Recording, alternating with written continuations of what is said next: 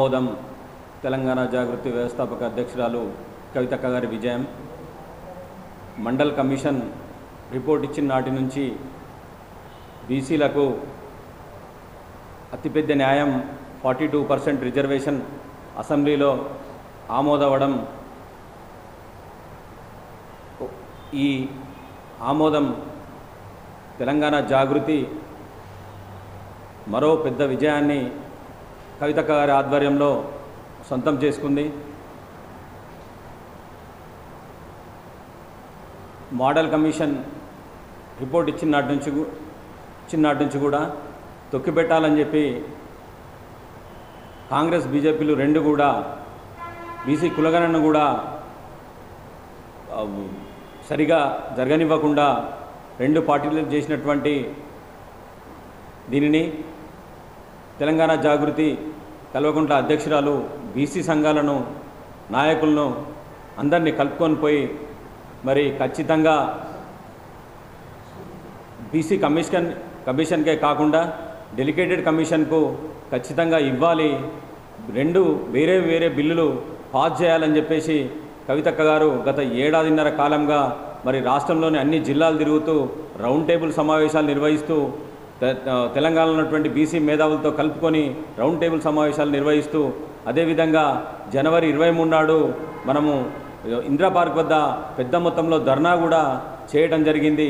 మరి ఇవన్నిటిని దృష్టిలో ఉంచుకొని రాష్ట్ర కాంగ్రెస్ అధికార పార్టీ మెడలు వంచి ఈరోజు అసెంబ్లీలో 40% రిజర్వేషన్లు రెండు వేరువేరుగా మరి సాధించడానికి మరి మొదటి అడుగు వేసినటువంటి కవితక్క గారికి నిజామాబాద్ జిల్లా బీసీల పక్షాన ప్రత్యేకమైన ధన్యవాదాలు తెలియజేస్తూ ఉన్నాము.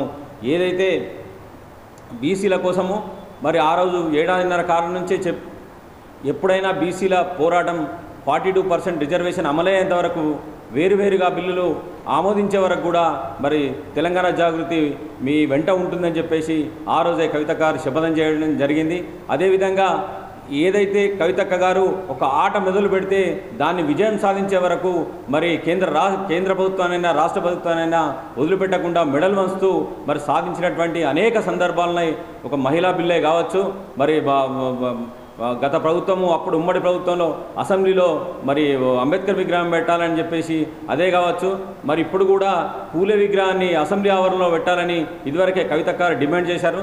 దాన్ని కూడా రాష్ట్ర మరి గవర్నమెంట్ని మెడల్ వంచి అది కూడా సాధిస్తామని చెప్పేసి మేము తెలంగాణ జాగృతి నుంచి శపథం చేస్తూ ఉన్నాము.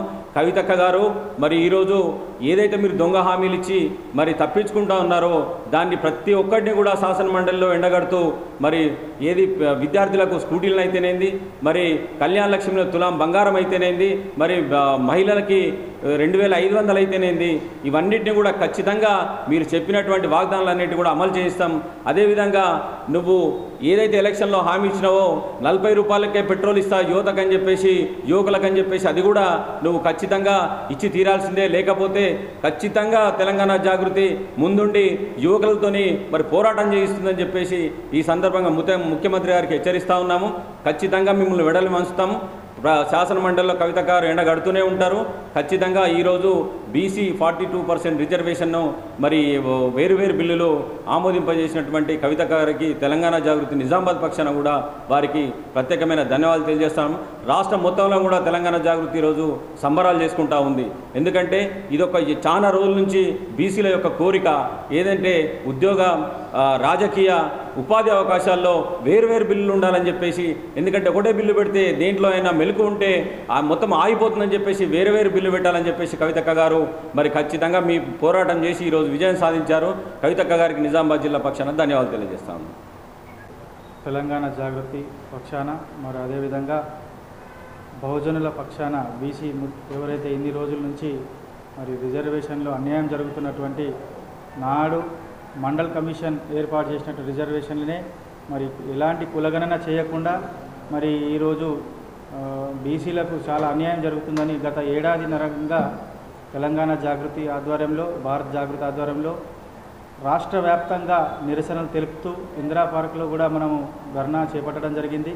మరి ఇవన్నీ చేసిన పోరాట ఫలితమే మరి ఈరోజు మనకు 42% బీసీలకు రిజర్వేషన్లు అని చెప్పేసి ఏదైతే మనకు అసెంబ్లీలో బిల్లు పెట్టడం జరిగింది. దానికి కూడా వేరు బిల్లులు పెట్టినందుకు కూడా మరి దాన్ని కూడా చట్టబద్ధం చేసి వారిని కూడా విద్య ఉద్యోగ ఉపాధి అవకాశాలు కల్పించాలని చెప్పేసి మరి ఏవైతే మీరు హామీలు ఇచ్చారో బీసీలకు కానీ బడుగు బలహీన వర్గాలందరికీ కూడా మరి విద్యా ఉద్యోగ అవకాశాలు కల్పించాలని చెప్పేసి మరి ఈ యొక్క ఘనత సాధించినటువంటి మా అధినేత్రి కల్వకుంట్ల కవితక్క గారికి ధన్యవాదాలు తెలుపుతున్నాం. బీసీ సంఘాల తరఫున మరి తెలంగాణ జాగృతి పక్షాన ధన్యవాదాలు తెలుపుతున్నాం.